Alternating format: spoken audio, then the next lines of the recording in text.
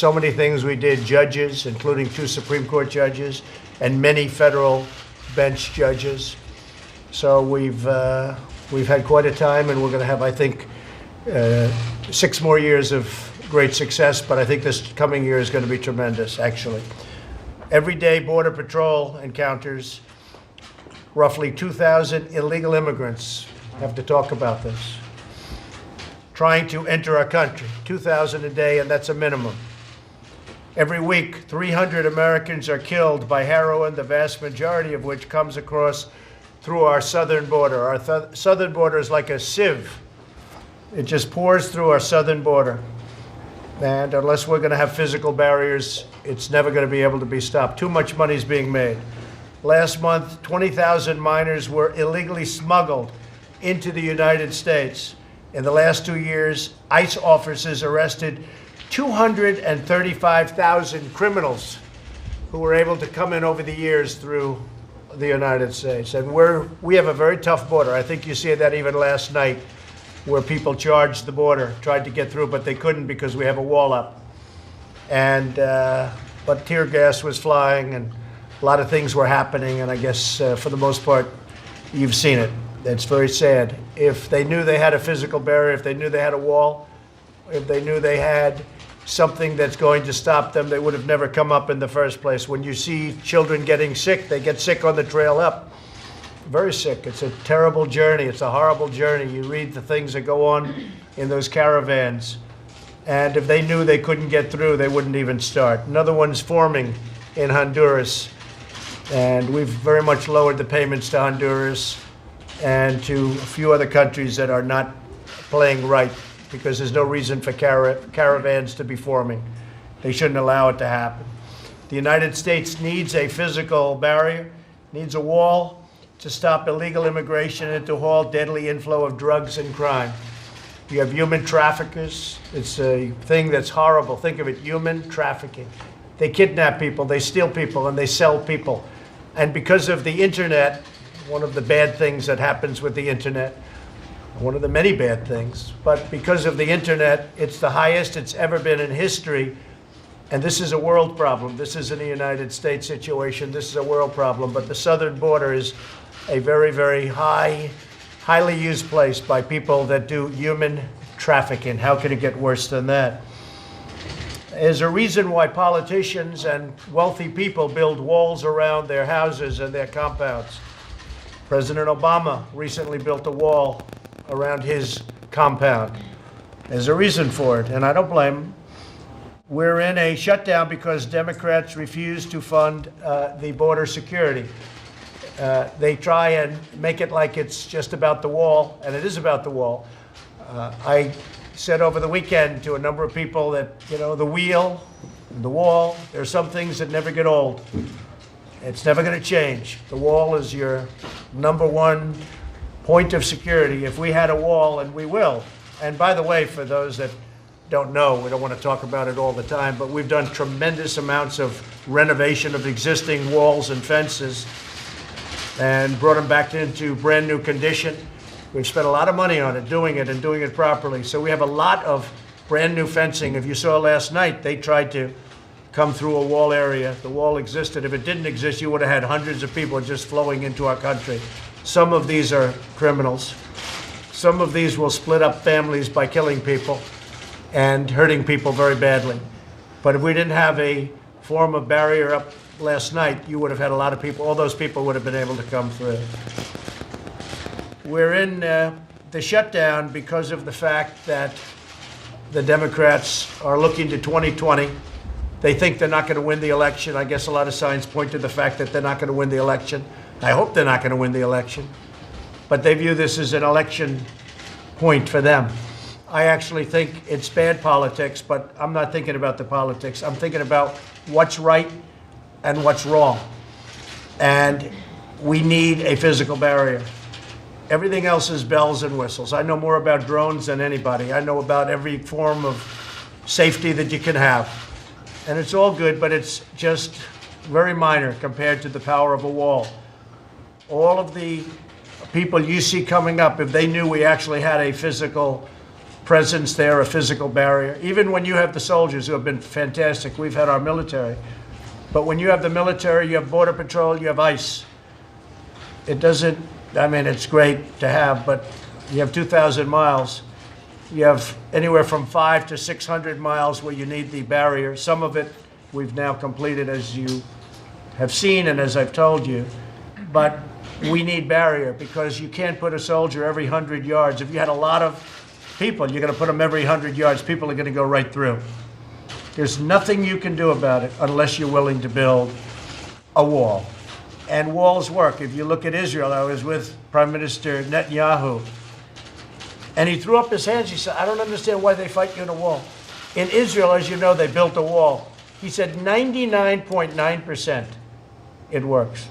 And it would with us too. It would work almost 100% of the time and would have much less of a problem. And we'd save money, so much money, on a monthly basis. Probably would pay for itself in a month or two because we lose pretty close to $250 billion on illegal immigration. And I would say that it could be on a monthly or a couple of months, it would pay for the wall, pay for what we're talking about. The House, as you know, approved $5.6 billion. And that's a very small price to pay for total security on the southern border. The drugs alone, that nobody can even calculate, it's such a big number. The money you'd save just on drugs and helping families where all of this horrible stuff doesn't come through on the southern border, right there you'd save, and you'd save a lot. The new Pelosi bill, and by the way, we're having, I guess they call them the Big Eight, so the Big Eight plus me are meeting in a little while. I think it was going to be 3 o'clock to discuss the border. We have ICE and we have Border Patrol. They're going to make a plea for the wall. They need the wall. They can't do it without the wall. All they can do is add many, many more men and women, but the protection isn't good because you're going to go to a certain area, you don't have the wall, they're going to walk right through. Like the killing that took place a few days ago, the young police officer, great young, beautiful person, great family, just took a picture with his son and his wife for Christmas, and a few hours later he was shot and killed by somebody that just came across the border. Things like that wouldn't happen, or certainly they'd be happening far, far less. Now the Democrats in the bill want $12 billion additional for foreign aid. They want $12 billion more. It's $54.4 billion, which is by itself a lot. But in foreign aid, they want $12 billion over the $54 billion. Think of it. We give $54 billion, a lot of it because they want to give it. They don't even know who they're giving it to. In many cases, people don't even know the name of the country. They know nothing about the country. And yet, so they're going to give $54.4 billion in foreign aid, but they want $12 billion more than that in foreign aid, but they won't approve $5.6 billion for a wall that's going to pay for itself almost on a monthly basis. It's just politics, folks. It's purely politics. So we have a lot of loopholes, whether it's catch and release, the world's most ridiculous loophole. You catch somebody and then you release them. Now what we're doing is we're catching and retaining. The problem is we have to build vast fields of rooms and places for these people to stay that we're catching, and it's physically not possible, nor is it possible even cost-wise. But we're catching and retaining. You have the lottery system, the visa lottery system, where we bring people into our country based on a lottery. We want to end all of this nonsense, the visa lottery system, so they pick them out of a jar. We want to pick people to come into our country on the basis of merit and talent, so that all of the companies that are moving in, we have large numbers of companies, many, many companies, more than we've seen in many years. The companies that have left our country are coming back because of what's going on. You see, our job numbers are great. We need people to come in, but we can't have these loopholes. These loopholes are crazy.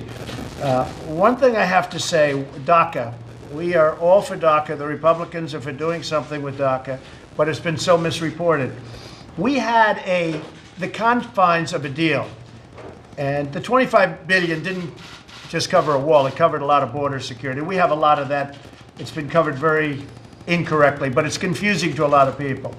But we were close to having a DACA deal, and then we had a judge rule from the Ninth Circuit, amazing ruling, and he said DACA was okay, even though when President Obama signed it, he essentially said, well, probably can't sign this, probably not legal, but I'm going to sign it anyway.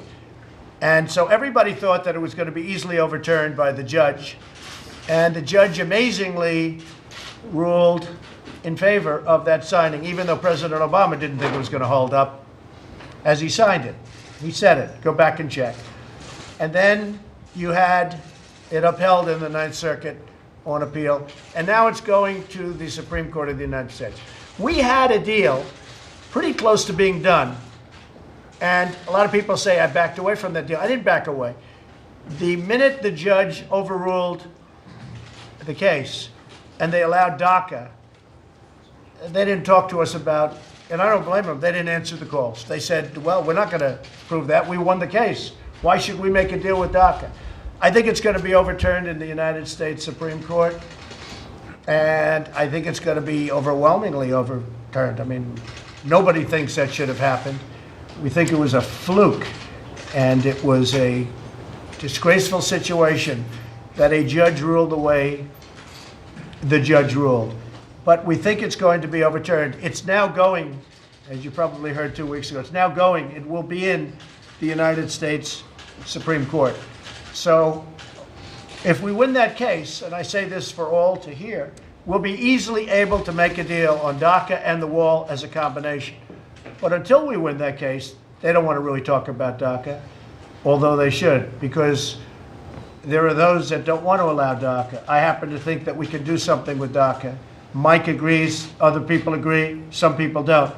So I think they're foolish if they don't want to make a deal with DACA, because if we get overridden, that means everybody that's been here has to leave the country. So there are a lot of things going on.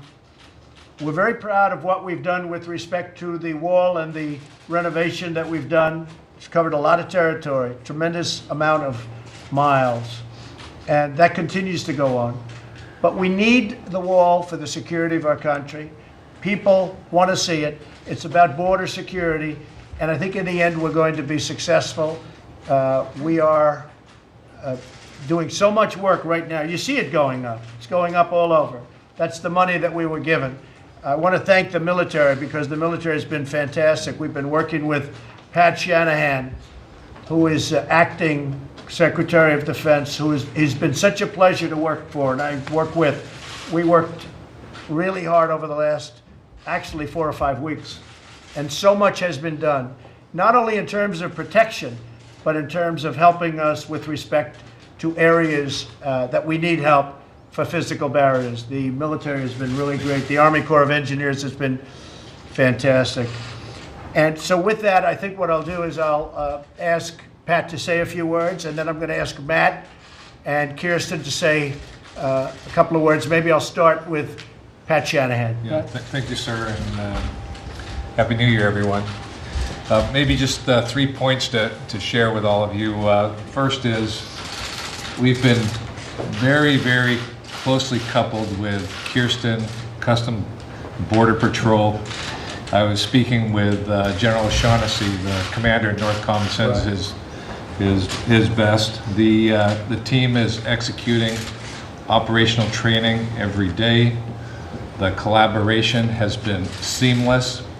Kirsten, as you know, and she's off here to our right, the National Guard has been in support, and the active duty. Maybe a shout out. Manny Padilla, Kirsten, has done an exceptional job. When I was talking to General O'Shaughnessy, he said Pete Flores and Kevin McAleenan.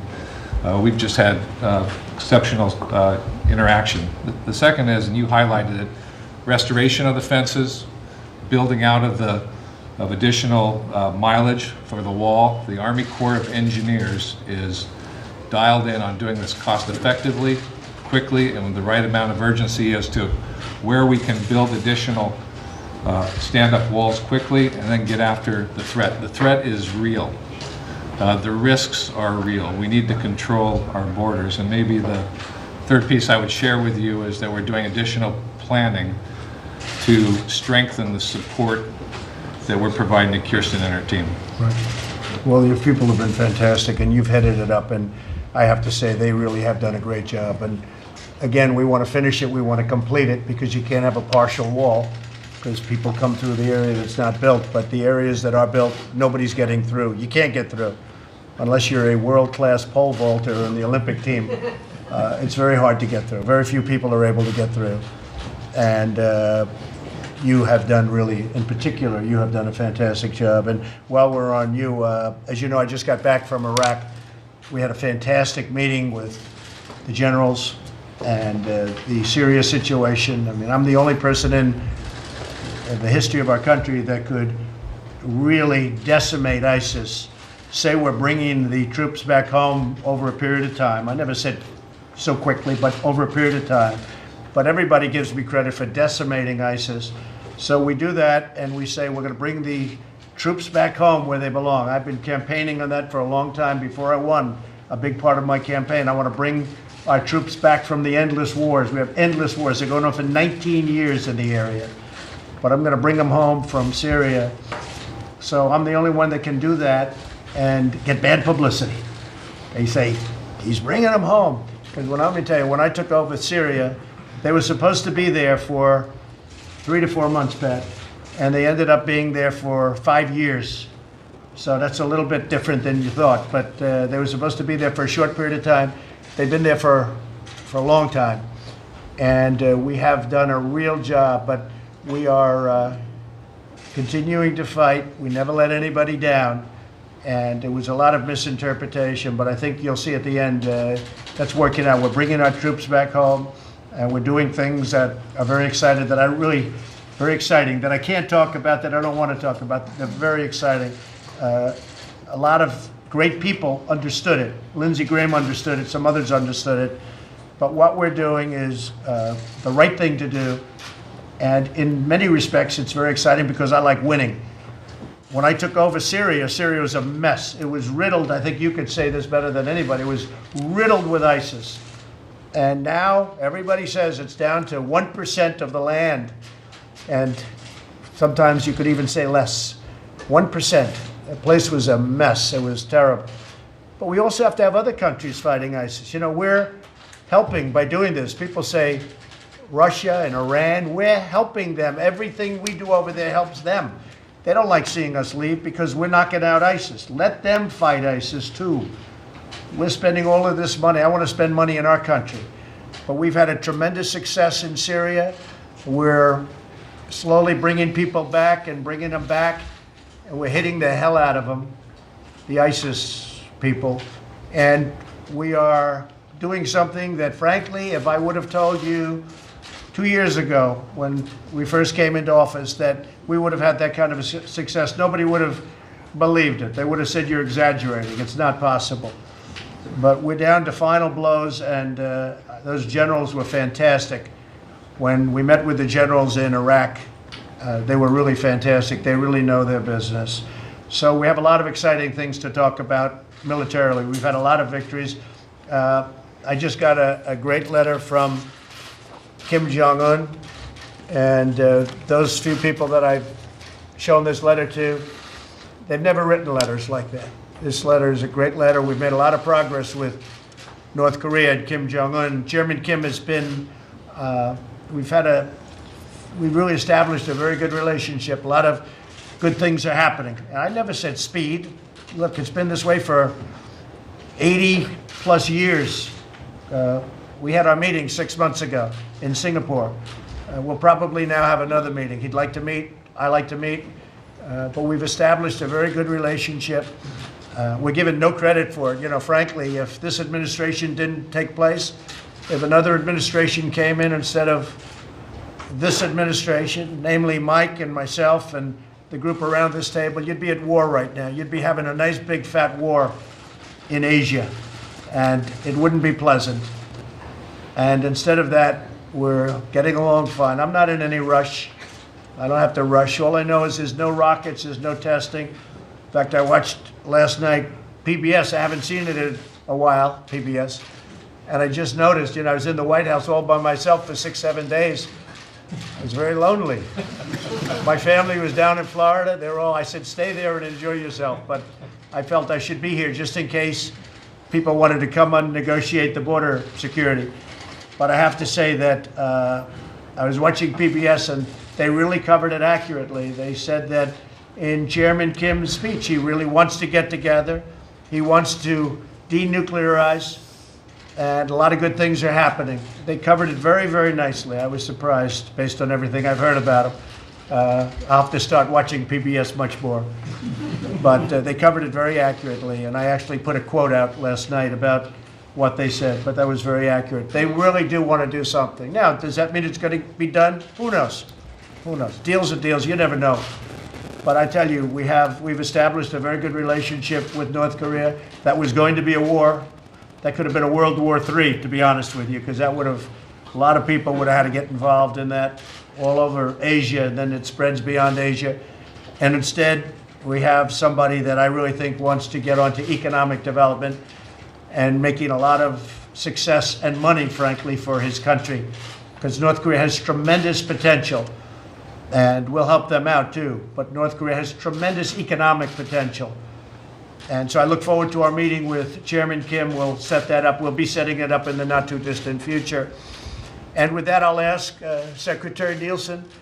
We'll get back onto the border to say a few words. Please, Secretary.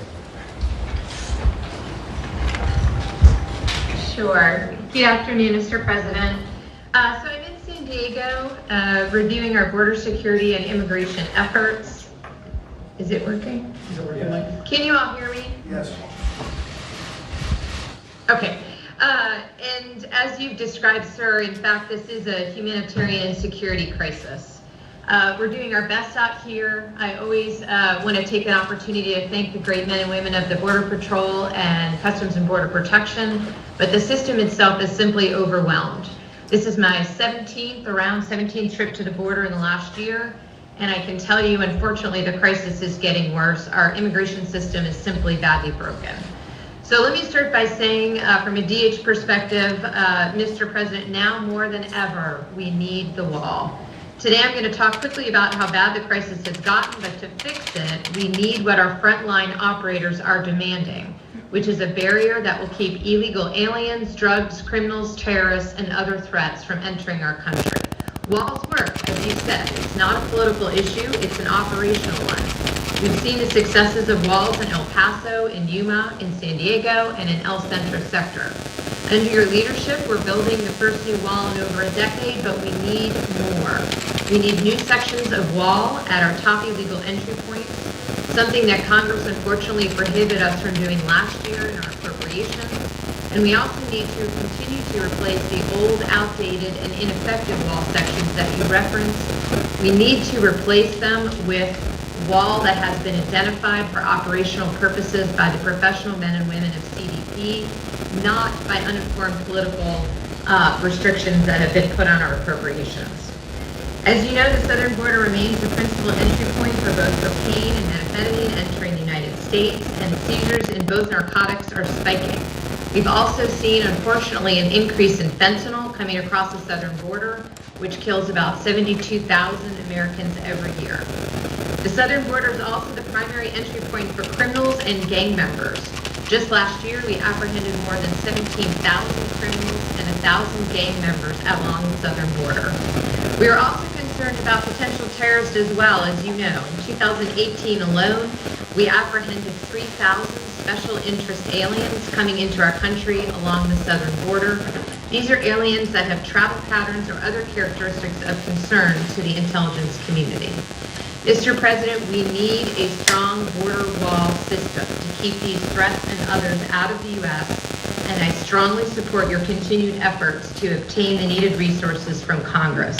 And if I could, let me just give you a little bit more about the crisis.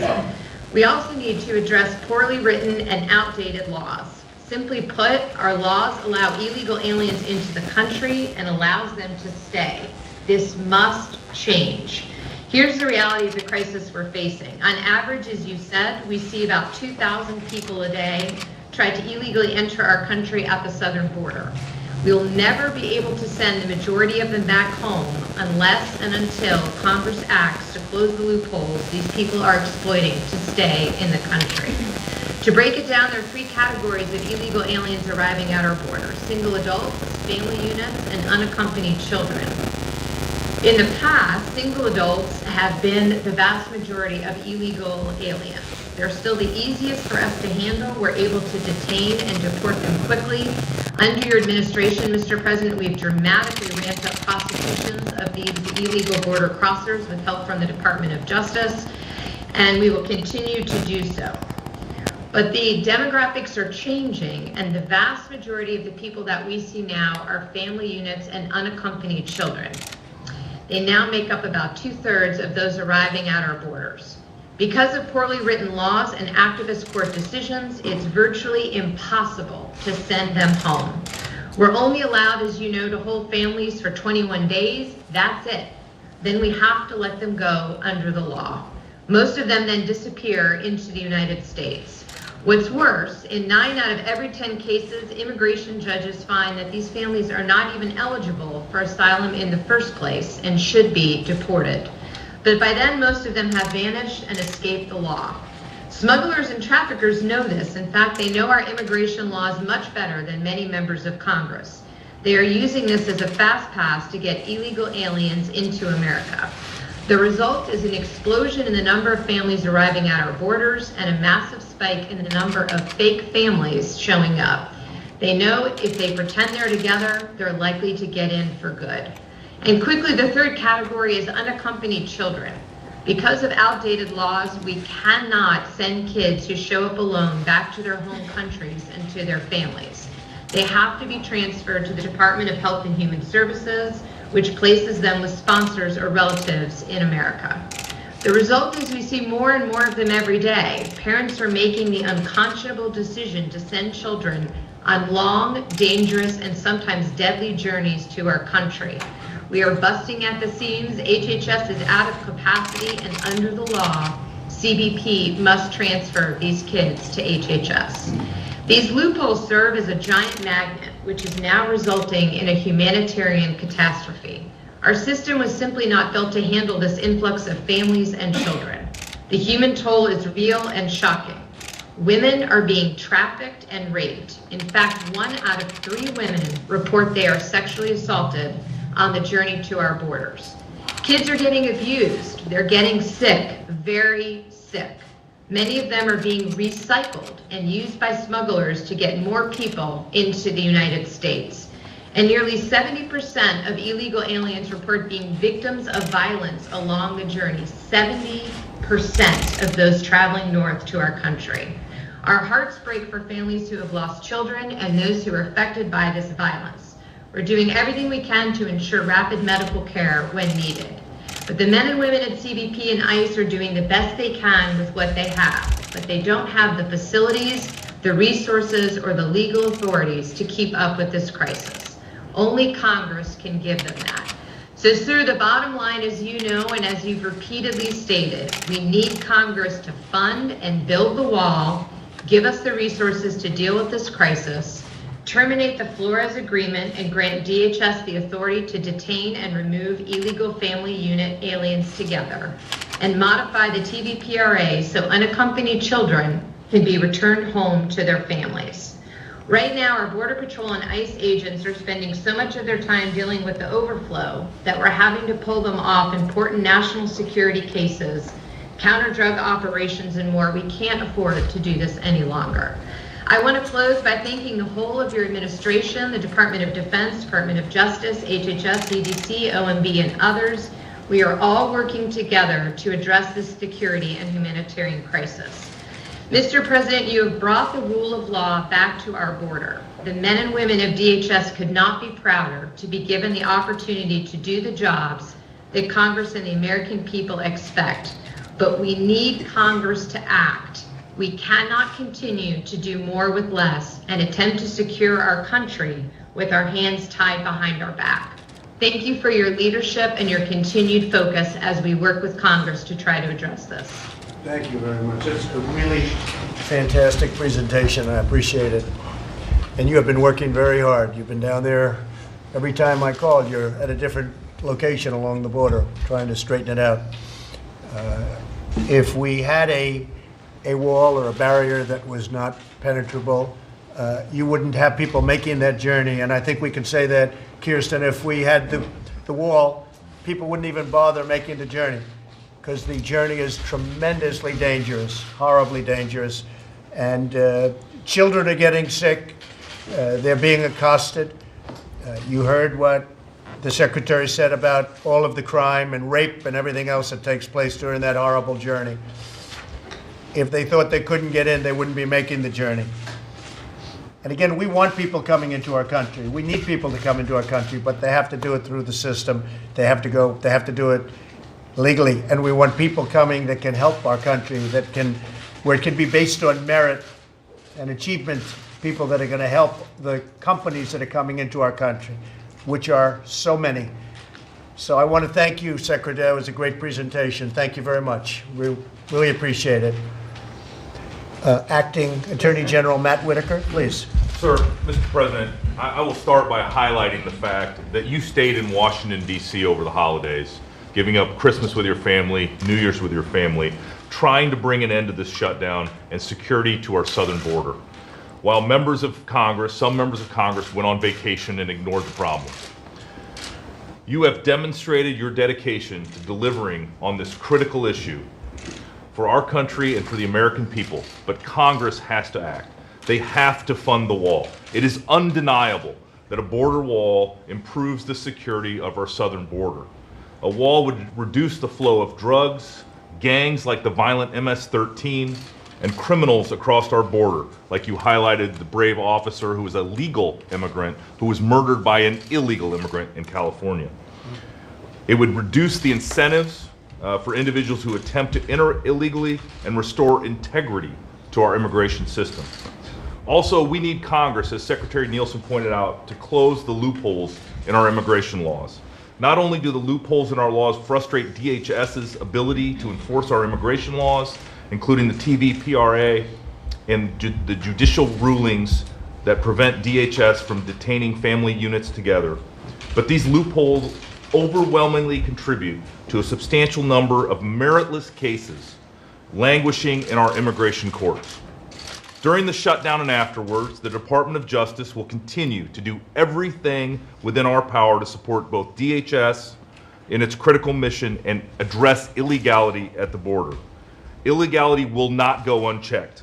We will continue to prosecute aliens for committing immigration-related crimes like illegal re-entry and illegal entry, which are at record levels for prosecution currently in your administration, and we will never let up.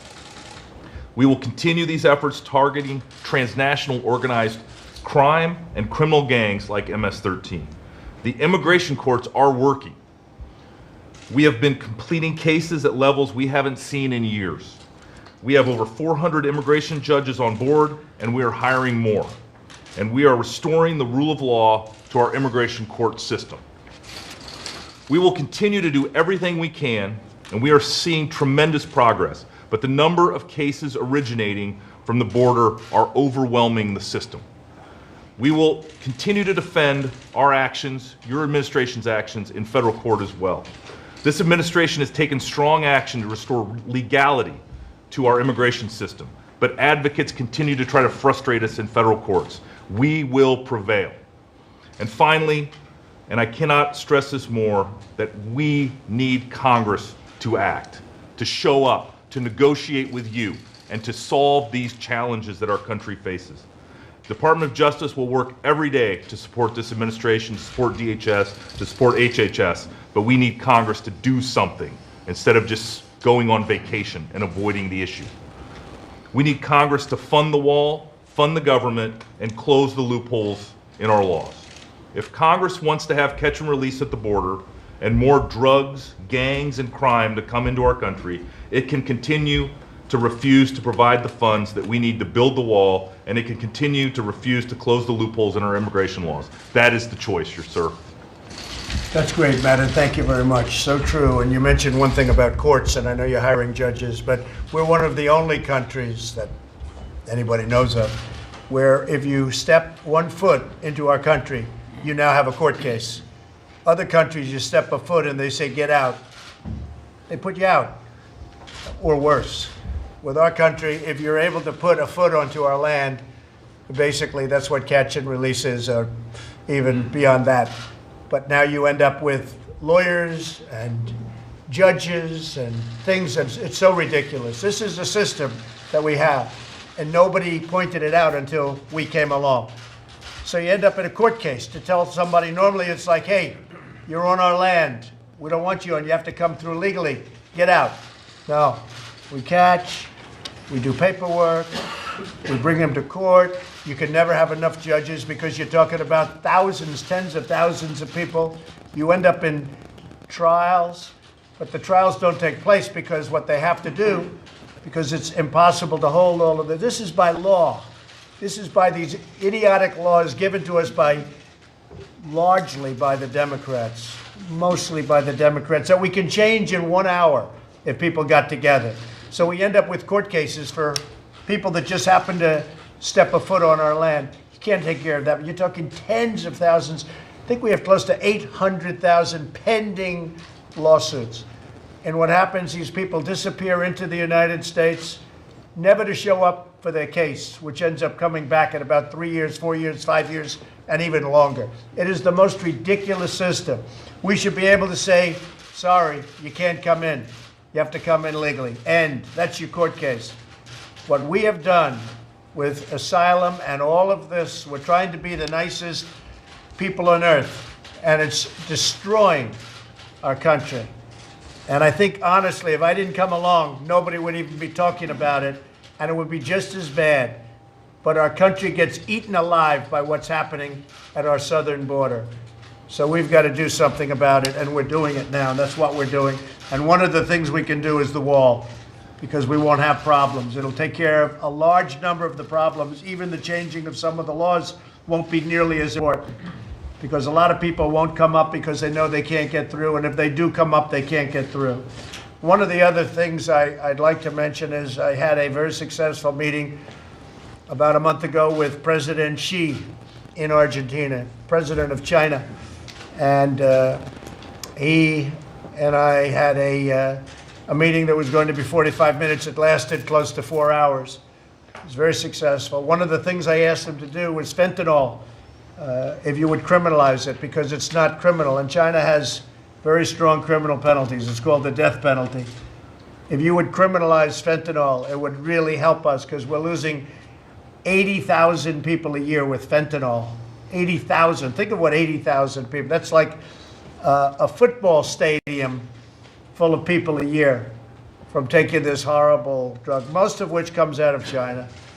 And he's agreed to criminalize it. That was a big statement. He agreed immediately. And by the way, it wasn't a long negotiation. It was really a negotiation on trade, which is coming along very well. We'll see what happens. But before I started with trade, I talked about fentanyl. And he agreed to criminalize it, and criminalize it at the highest level, which means, I assume, death penalty. So that's going to be put into effect fairly soon, and that should have an amazing impact on the fentanyl coming into our country, which is right now just about the worst thing we have coming in. It's nothing worse. It's just, this stuff is really brutal and really terrible. So I want to thank President Xi of China. Rick Perry is here, and he was a great governor of Texas for a long time, knows probably more about the border than anybody. This is a little unexpected, but I see you here, Rick. I'd like to have your feelings on the barriers that we have to put up. I know you feel very strongly about it, and you know the area very well. Yeah, I think, Mr. President, your focus on this is really important.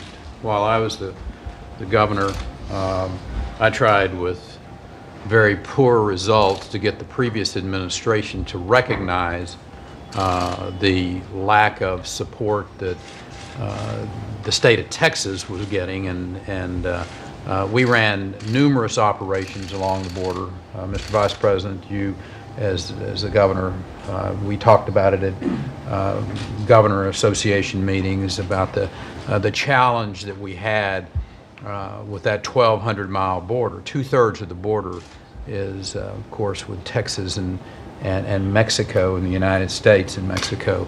But the challenge has always been the lack of support from Washington, D.C. To have a chief executive finally recognize that it's going to take Washington acting to address this issue is really heartening from my perspective, having basically been ignored for those 8 years as I was the governor and the previous administration. But it's this message that comes that from the media, from those that for whatever reason don't want to secure that border, that you can come and be rewarded. That's got to stop. And one of the ways to do that is obviously with a clear message to those that are trying to use that border as a access into the United States is there's not a reward anymore. Don't come.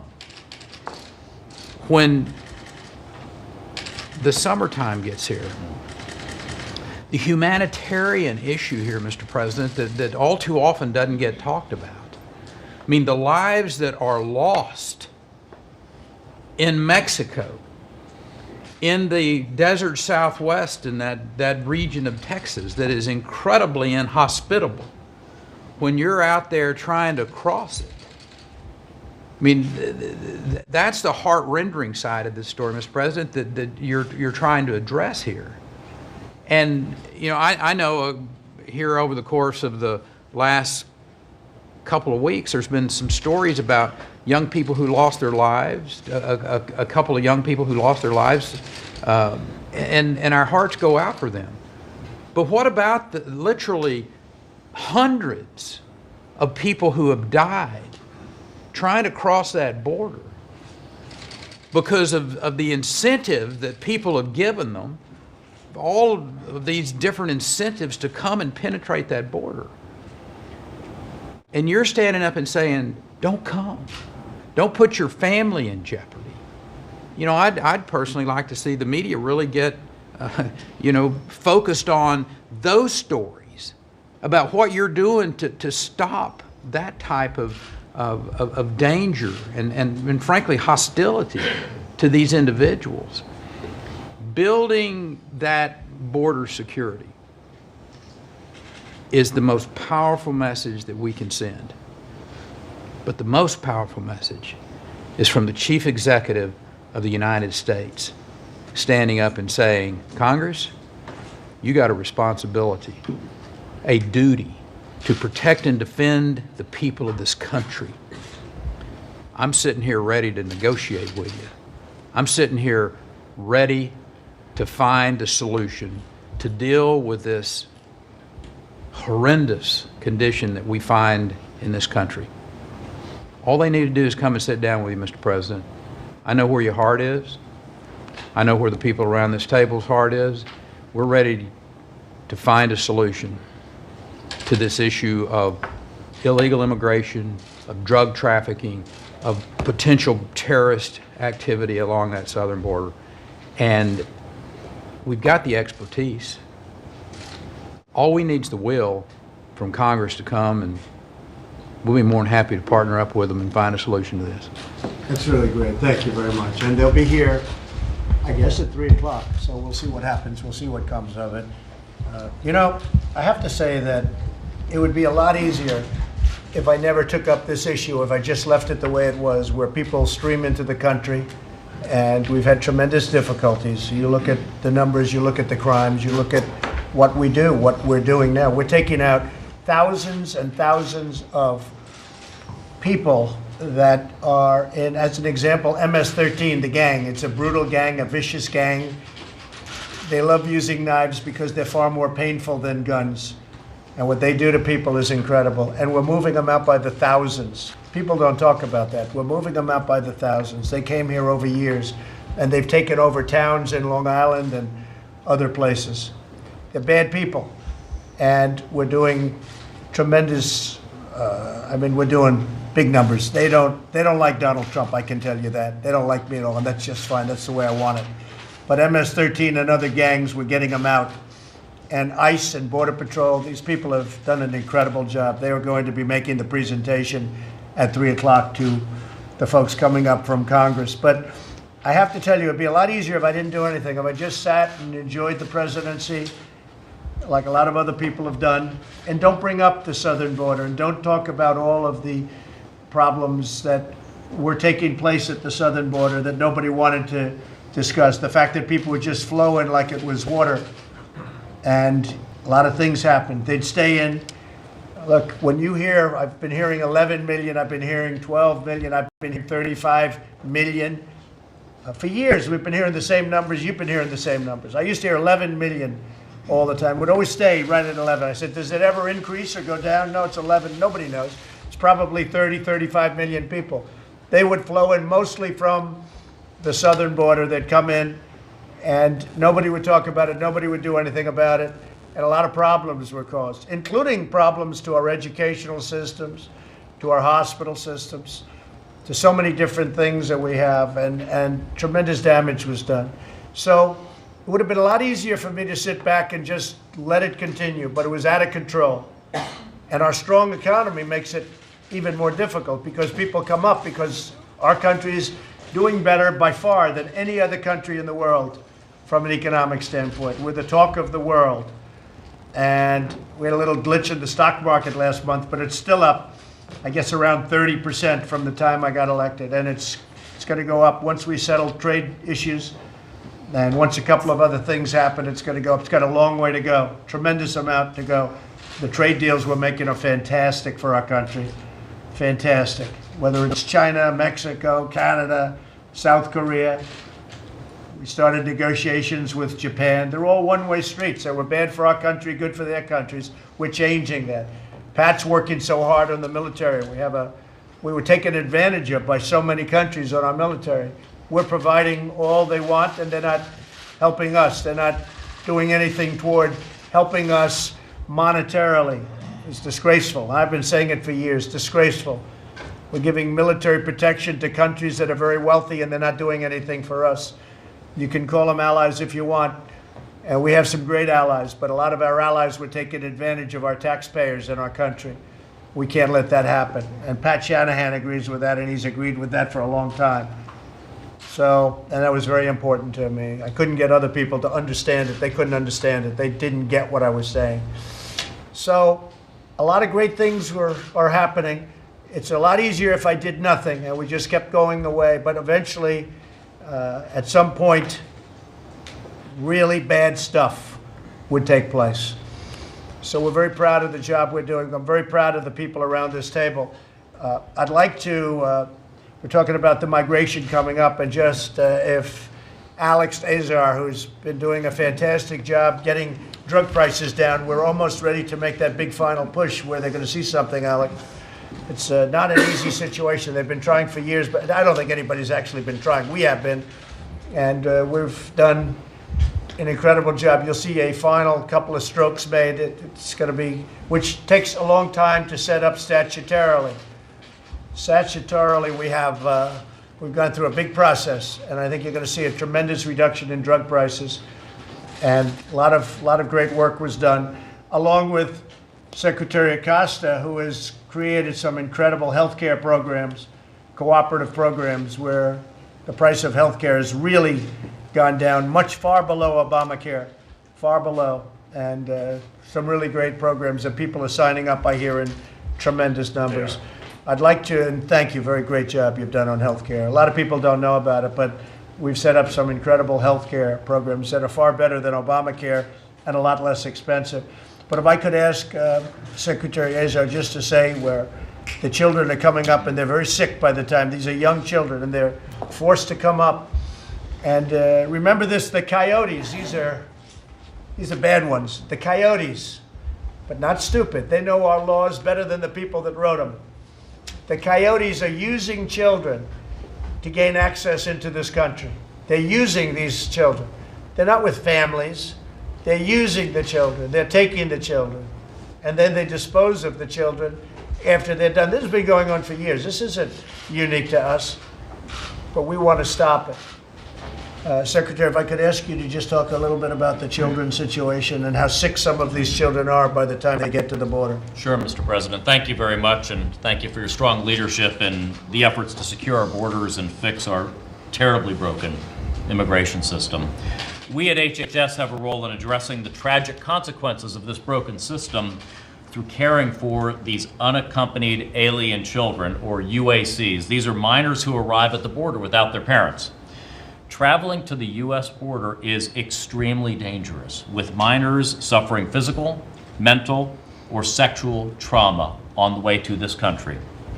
Parents should not send their kids on this journey. This is not a compassionate act, it is a dangerous act. It is endangering your children. Unfortunately, more and more minors have been arriving at our border over the last year. When UAC are apprehended at the border, the Department of Homeland Security takes them into custody. DHS then refers them to HHS, where we then select a grantee to care for them until we can release them to a suitable sponsor. While we saw a dramatic drop in the number of unaccompanied children arriving after the president took office, the numbers are now rising significantly. In calendar year 2017, we received approximately 29,000 unaccompanied children. In calendar year 2018, we received approximately 51,000 unaccompanied alien children referrals, almost doubling from the previous year. Currently, there are almost 13,000 unaccompanied alien children in our care, and we expect that number to rise during the new year. We brought more capacity online to address the situation, almost doubling our capacity in the past year. But having to continually expand capacity is simply a symptom of a broken system. Caring for unaccompanied alien children in an appropriate environment is also incredibly expensive. Care for UAC in fiscal year 2018 cost about $2 billion just for that. And we expect something similar for this coming year unless the situation is addressed. Imagine if we secured our border and we didn't have to spend that $2 billion caring for these kids, what we could do with that $2 billion. We also have had to provide technical assistance and surge capacity to help address medical needs of both adult and children migrants when they arrive in DHS facilities. We're proud of the standards that we set for the care of these kids in the Unaccompanied Alien Children program, but this is a tragic, unsustainable situation that will continue until our immigration system is fixed. As the President mentioned, we need a system that discourages parents from working with smugglers to bring minors into our country on this dangerous journey, and we need it now. And I also want to note, Mr. President, that great work you did with President Xi on getting fentanyl scheduled so that it's a crime there to cut down on the flow of fentanyl to this country. If we do not have border security on our southern border, it's going to redirect to Mexico and it's going to come in from there and keep killing American citizens, even with China scheduling it and stopping the flow from China. We'll get it out of Mexico if we don't get this border secured with a wall. Well, thank you very much, and thank you also on what you're doing with drug pricing. It's going to be something. I really think it's going to be something very spectacular. We appreciate it. Thank you, Secretary. Mr. Vice President, please. Thank you, Mr. President. And having spent the Christmas break here in Washington along with you, I want to thank you for the strong stand you've taken for border security. Not just because you said you would, but because, as the cabinet and the nation looking on today can see, you recognize that we have a crisis at our southern border. We think of the tragedy of Officer Singh, a legal immigrant to this country, being struck down by an illegal immigrant at the time of the Christmas holiday. We think of the videos that the American people woke up to today of a large assault on our border that required our Border Patrol to deploy tear gas. This is the information you hear every day, we are made aware of every day, but you bringing it before the American people and being willing to take a strong stand to shut down the government until we secure the funding to build a wall and bring about the kind of changes that will achieve true border security, I know is something that millions of Americans appreciate, and I personally appreciate your stand. You gave the numbers before, but they're worth repeating. 17,000 criminals have been apprehended attempting to come into this country. Since this administration took office, 235,000 criminal illegal aliens have been apprehended by Immigration and Customs Enforcement in this country. We think about the tragedy along the border that the secretaries both spoke about today, but we think of the human cost to the American people and our society by not addressing this issue in a meaningful way. Mr. President, you directed our entire team to reach out to Democrats in the Congress. We met several times before Christmas, and Mick Mulvaney and I traveled, and we met with Leader Schumer, and there we presented a good faith offer to resolve this issue, to achieve a principled compromise, only to find out days after Christmas that the Democrats had stopped negotiations altogether. They're coming here today at your invitation. Our sincere hope is that, confronted with these facts and with the information that we will review again today, is that Democrats on Capitol Hill will join Republicans and will join in your call to achieve real border security. And as you said yesterday, we're ready to deal. We have an offer on the table that would reopen the government and achieve border security. I know other senators are talking about fresh ideas, some of which you've reflected on today, and I know we'll give due consideration to those issues, but we owe the American people nothing less than our best efforts, not just to reopen the government, but as you've made clear, to reopen the government once we have the resources to build a wall, a physical barrier, and make measurable progress on achieving real border security. That's right, Mike. Thank you very much. It's true. I want to thank Mick Mulvaney. He's been really an activist. He has got great energy, and you're doing a great job. As chief, we appreciate it. Pulled everything together very quickly. Things are going very well. Again, I want to say that Middle East, we inherited a lot of problems. When I became president, I took over a whole lot of problems. The Middle East, the southern border, North Korea, and that was the easy stuff, okay? We took over a lot of problems, and we've done, I think we're going to do well with all of them. I think we're doing really well. We're doing, whether we should have ever been in the Middle East or not, that's a question for a lot of people. You know where I come from on that. But we're doing something very special, I think, in the Middle East. I think you're going to see that. And I follow what I said in the campaign for a long period of time. But we're doing a lot more work and a lot more result than I ever thought we could do and that I could do as president. With North Korea, you know how I stand on that. It was rough there for a while. And if you go to before I got elected and you looked at what was happening and you look at what's going on right now, the relationships really have been very good. We'll see what happens. You know, I always say it's deals, it's dealing with people. But I will tell you, we have, I know you guys would love to see what's on this letter. And I'd frankly love to read it to you. But we have a very good relationship going. So yeah, time will tell. Time will tell. But, and the economy is doing fantastically well. Unemployment's at a record low. Unemployment for Black, Hispanic, Asian is at the lowest it's ever been in the history of our country. Even Kanye West came out today and said great things about Trump. He's a good guy. But he said great things about us because he sees what we're doing. He's smart and he sees what we're doing. You know, when you have record low in the history of our country unemployment for African Americans or for Asians or for Hispanics, that's tough to beat. That's tough to beat. So we're doing very well. The world isn't doing so well, unfortunately. The world, you know, does have an impact on us. China's gotten hit hard and other places have been hit hard. Europe is not doing too well. But they'll come back. We have to do what we have to do. But we are doing well. We are doing very well. So I want to thank everybody very much. I want to thank the cabinet. We'll stay around for a little while and talk about some other issues. Great job. Thank you very much to everybody, and thank you to the media. Thank you very much. I was lonely over the weekend, and I was in Washington hoping that we'd see a little action. I'd get a call and say, let's get together and let's work hard. But they chose Hawaii over Washington. And we're going to see. I really believe that they want to do something. And what Mike said is true. There's been a lot of good discussions going on. Jared has been working very hard.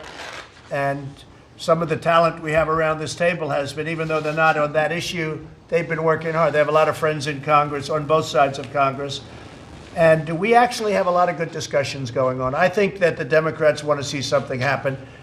And I can tell you, I know that the Republicans want to see happen. But you can't have border security without the wall. You can't have border security without a very strong barrier. Call it anything you want, that doesn't matter. But it's got to be very powerful. It's got to be very strong. Something that people cannot just walk through. You have that, many of the problems that we've spoken about today will totally disappear. Even some of the laws that we have to have changed. We have to have changed right now because they come into the country. We have to have laws once they enter. And nobody's going to be able to enter when we do it the way we're doing it. So we've made a lot of progress on the wall, a lot of progress on the renovations. Much of that is finished. And we just gave out a large, Secretary Nielsen, we just gave out, and we're in the process of giving out additional large contracts for many miles, 115 miles of wall in a very important area, as I said to you over the weekend. And I just appreciate everybody coming. It's our country had a lot of problems when I was elected, and we have a lot less problems now. And I think a lot of the big ones, we're in the process of getting them solved. The southern border would be one, but we have a lot of others too. And we're in the process of solving problems that a lot of people thought were not solvable. And the easiest way when you don't have a problem that you think is not solvable, don't do anything. Just sit back and enjoy the presidency. But I can't do that. I want to get them solved for the country because we have a long way to go. This country has a great future with tremendous potential. We have a long way to go. And we want to solve the problems, not just sit back and enjoy the presidency. So thank you all very much for coming. We appreciate it. Thank you. Mr. President, thank you, Mr. President, and Happy New Year. I want too. to ask you a few questions. Most notably, is there a number below $5 billion that you might be willing to accept in order to reopen the government and get this thing moving forward? Well, I'd rather not say it. Could we do it for a little bit less? It's so insignificant compared to what we're talking about. You know, I've heard numbers as high as $275 billion we lose on illegal immigration. And here you have a wall where you're talking about to complete, because again, a lot has already been done. You know, we've been getting money in. Somebody said that we didn't spend the money. Well, we have spent it, but we don't pay contractors before they finish the job. That's one of the other things that Pat and I sort of instituted. We like to have people do the work. So if we're building a wall, we're paying as they build it. We pay it when it's finished. So they do a good job. This way, if they don't do a good job, we don't pay them. So not all of the money has been paid, but the money has been used. So maybe you guys can remember that when you say that I haven't spent the money. We spent the money. We want to finish it up. The $5.6 billion approved by the House is such a small amount compared to the level of the problem. When you see that the Democrats want to give away $12 billion extra, and we're giving away $54 billion in foreign aid. So we give money to countries, but we don't give money to our own country, which is another thing that I've been complaining about, and we're cutting that back. It's very unfair when we give money to Guatemala and to Honduras and to El Salvador, and they do nothing for us. When we give money to Pakistan, $1.3 billion, I ended that. A lot of people don't know it, because they haven't been fair to us. We want to have a great relationship with Pakistan, but they house the enemy, they take care of the enemy. We just can't do that. So I look forward to meeting with the folks and the new leadership in Pakistan. We'll be doing that in the not too distant future. But I ended the $1.3 billion that we paid like it was water. We just pay it to Pakistan. So I ended that. And we ended a lot of other money that's being sent out on a monthly basis and a yearly basis to countries that don't even vote for us in the United Nations. We give them billions of dollars. They don't even vote for us in the United Nations. When we want something to help certain countries, And you know, it's not all about the rich countries, because the rich countries really do take advantage of us because they pay a very small percentage of their military, and they cheat on trade. They take advantage of us on trade. Other than that, they're wonderful, okay? But there are countries that are poor, that we will come. We don't want anything from them. We want to help them. There's some horrible things going on in the world, and we want to help those people. We don't want money from them. We don't want that. We're not looking for that. But when you have massively wealthy countries that have very low military costs because the United States subsidizes them, so they take advantage of us on military. They could easily pay us the full amounts, and they also take advantage of us on trade. So when I speak up, I mean, that's why I got elected. Issues like that, issues like the border. And it would be so easy not to do anything. When they say I'm not popular in Europe, I shouldn't be popular in Europe. If I was popular in Europe, I wouldn't be doing my job, because I want Europe to pay. Germany pays 1%. They should be paying 4%. They're paying 1%. They should be paying even more than that. Other countries pay a small percentage of what they should be paying. So, you know, when I say, I'm sorry, folks, you have to pay up, I shouldn't be popular in Europe. They do a poll. I was at 88%, and now I'm at, you know, very low number. In Europe, I don't care about Europe. I'm not elected by Europeans. I'm elected by Americans and by American taxpayers, frankly. So, you know, I think my relationship, I will tell you, with the leaders of Europe is very good. A lot of them don't even understand how they got away with it for so many years. I'll say to Angela, and I'll say to many of the other leaders, I'm friends with all of them, I'll say, how did this ever happen? And they sort of go like, I can't believe it either. They can't believe it. You know why? Because they had presidents and other people within administrations in the past that allowed them to get away. Like some of them would say, well, no one ever asked us to pay. We have negotiations going on with numerous countries right now to pay a lot of money to the United States for what we're doing for them. I wouldn't say they're thrilled, because they've had many, many years where they didn't have to pay. So now they're going to have to pay. And if that makes me unpopular in those countries, that's okay. But we're doing tremendous service to those countries, and they should at least respect us. They didn't respect us, and that was the problem. Go ahead. Thank you. You treat me so nicely, I have to give this a second. No, I appreciate it, Mr. President. I want to follow up. Maybe the military has an angle here, or a possible... They have no angle. They have I know no the angle. angles. I know every angle. No, they have no angle. The military, under past leadership, including for many years, was taken advantage of by other countries, allies and not allies. They were taken advantage of.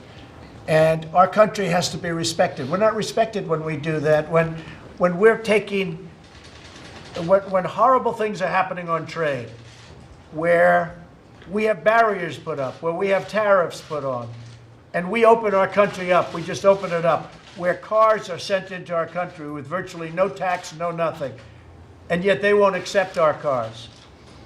When cars are sent in and they pay no tax, but we're expected to pay 25, 40, 50%, and we pay nothing. I'll be honest with you, it's just not in my DNA. I don't know how people allowed that, in my position, allowed these things to happen. And we're not allowing it to happen anymore. I could be the most popular person in Europe. I could run for any office if I wanted to, but I don't want to. I want people to treat us fairly, and they're not. And it's not, there's no angles. There's no angles. There's nothing to do. You know, when a country sends us 200 soldiers to Iraq, or sends us 100 soldiers from a big country to Syria or to Afghanistan, and then they tell me 100 times, oh, we sent you soldiers, we sent you soldiers. And that's 1/100th of the money that they're taking advantage of. They're just doing that to make me happy, or to make past presidents happy. I've heard past presidents, well, they're involved in the Afghanistan war because they sent us 100 soldiers, and yet it's costing us billions and billions of dollars. I mean, I could give you an example where I get along very well with India and Prime Minister Modi, but he's constantly telling me he built a library in Afghanistan. Okay, a library. That's like, you know what that is? That's like 5 hours of what we spend. And he tells it, and he's very smart. And we're supposed to say, oh, thank you for the library. I don't know who's using it in Afghanistan, but one of those things. But I don't like being taken advantage of. What other countries have done for the last long period of time is give us some soldiers.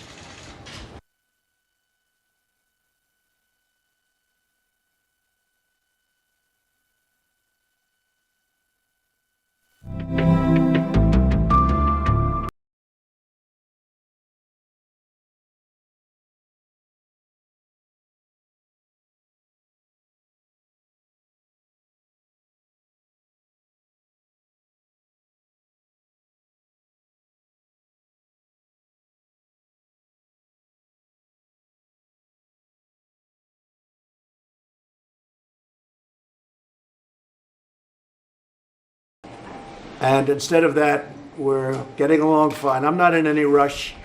I don't have to rush. All I know is there's no rockets, there's no testing. In fact, I watched last night PBS. I haven't seen it in a while, PBS. And I just noticed, I was in the White House all by myself for 6, 7 days. It was very lonely. My family was down in Florida.